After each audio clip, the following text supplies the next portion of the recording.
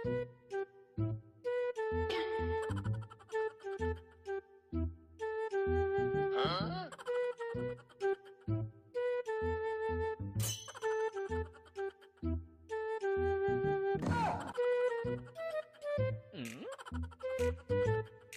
morning.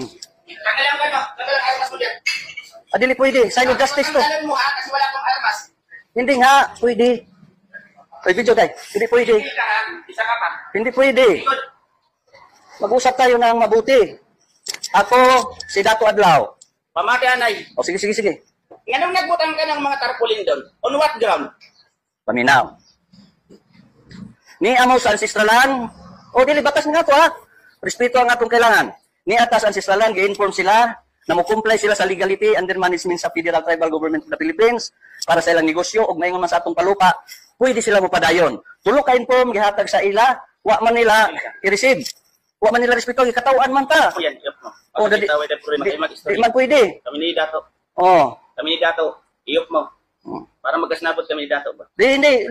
Ato ilay na to para kuan legal. O para legal. Ha, sinabi ko na Para sa legal. pulis, Kinahon ka ng data privacy ah. Para legal, sige na. Kinahon ka. O yan. Pag comply na sila ng free trial, pwede na sila mo negosyo. Pag comply na sila ng land okay ba tapusin muna ako.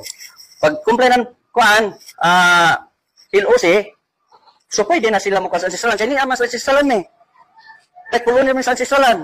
Sundong tambatas, inconsistent to Republic Act 871, April Law of 1997, Divine Customary Law, since time immemorial, nandito sa management sa Federal Tribal Government of the Philippines.